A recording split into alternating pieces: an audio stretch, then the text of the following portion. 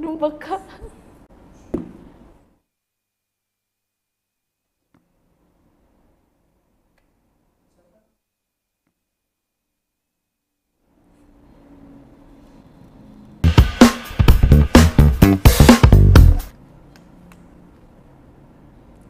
Baik, Assalamualaikum warahmatullahi wabarakatuh. Senang sekali sore hari ini saya Putri Permatasari akan menemani Anda nih di talk show Apa Kabar Makassar dengan tema yang sangat menarik, yaitu gerakan literasi digital di Sulsel. Nah, pemirsa, kenapa sih kita harus membahas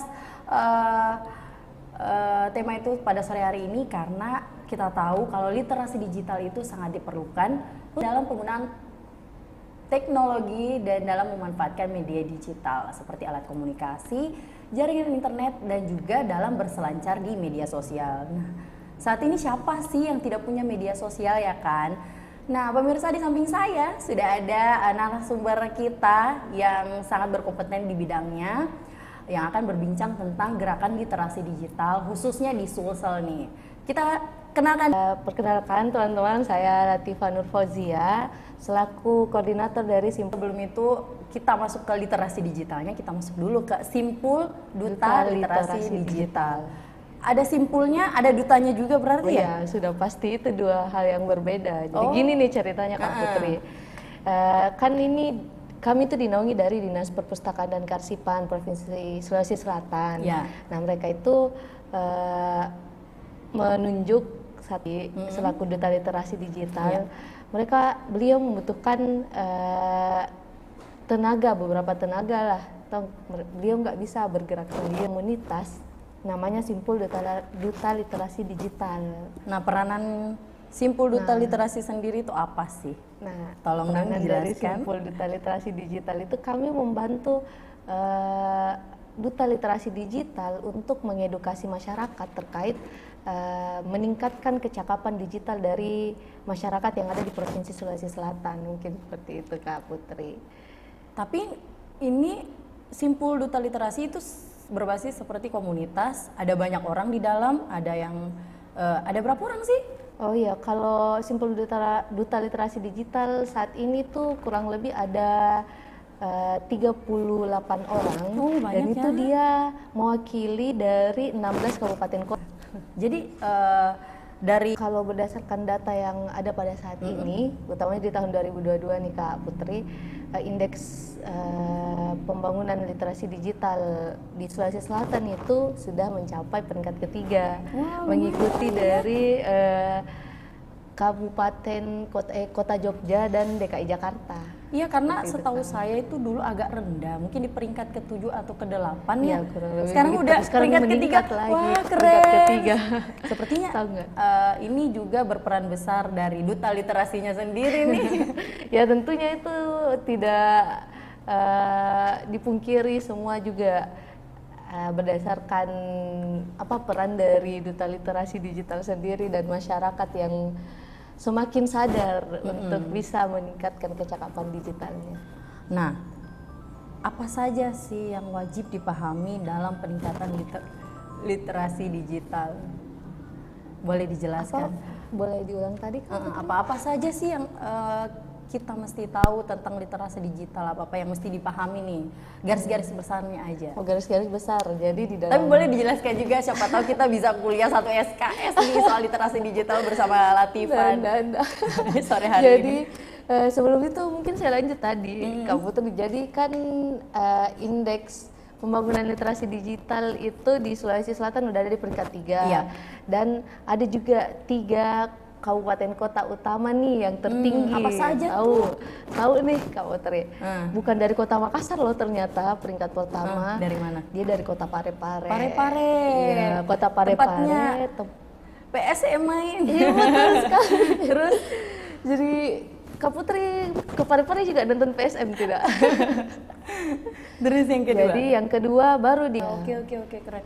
Ternyata Toraja juga dia tinggi literasi digitalnya kan. Walaupun jaringannya kurang memadai. Ya, wah, keren banget ya. Jadi lanjut ya Kak. Jadi literasi digital itu bagaimana kita bisa meningkatkan kecakapan digital dari masyarakat, bagaimana mereka bisa paham bahwa kita sekarang sudah berada di era digital yang di mana-mana itu semua pekerjaan sehari-hari pasti kita bersinggungan dengan hal-hal yang berbau digital.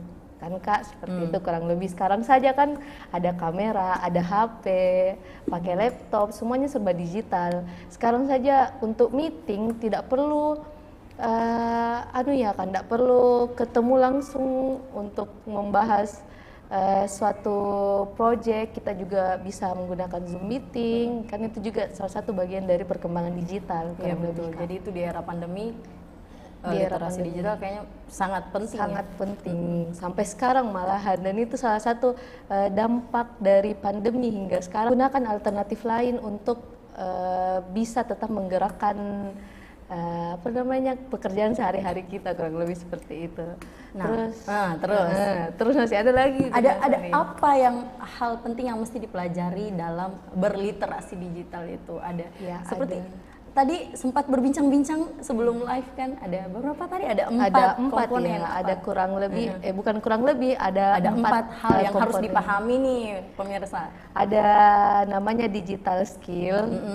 Kak Putri, digital skill itu bagaimana seorang individu bisa memahami dan menggunakan perangkat keras ataupun hal-hal yang berkaitan dengan internet, kurang lebih seperti itu. Terus ada yang kedua, digital safety. Nah, digital safety itu bagaimana kita dan masyarakat tahu dan sadar untuk melindungi data mereka dan keamanan digital mereka, karena kan tentu saja digital itu takutnya kita data diri kita, data pribadi kita bisa agak mudah diretas, jadi dipergunakan menjadi hal negatif oleh orang lain. Ya kurang lebih seperti itu. Jadi kita sangat penting untuk memahami digital safety, bagaimana caranya kita untuk melindungi data diri kita sendiri, minimal di sosial media kita. Terus yang ketiga ada digital ethic atau etika dalam berdigital, bagaimana masyarakat bisa ternyata sosial media itu, Kak Putri, di sosial media kita juga tetap harus beretika loh, lebih. Bukan hanya bertemu langsung dengan orang, kita harus punya attitude ya. Dalam bermedia sosial juga dalam perlu. bermedia sosial Boleh juga dijelaskan kita perlu beretika seperti apa sih? Jadi Kak Putri pernah dengar nggak sih berita terkait bahwa masyarakat atau netizen Indonesia itu menjadi netizen yang rude kalau di dalam bersosial media. Tahu rude nggak sih, yang agak kasar gitu? Oh, seperti itu. Ya kurang lebih seperti itu, karena kan bisa dilihat netizen Indonesia saat ini belum memahami bagaimana caranya beretika di dalam sosial media. Tapi apakah memang ada pakem-pakem tertentu ya yang harus ada polisi-polisi tertentunya yang harus dipatuhi seperti itu? Ada peraturan-peraturannya ya? Iya tentu ada peraturan-peraturannya. Jadi kalau mau pelajari lebih lanjut terkait digital etik, boleh nanti dicek sosial medianya Duta Literasi Digital. Oke, jadi sekalian promosi ada.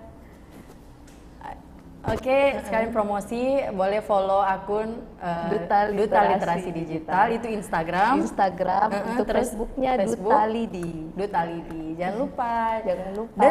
Dan yang terakhir, masih ada yang terakhir Kak, ada namanya digital culture. Digital culture ini bagaimana kita bisa menerapkan nilai-nilai Pancasila dalam bersosial media, tentu saja. Oh, nilai-nilai Pancasila itu penting loh. Ya penting banget.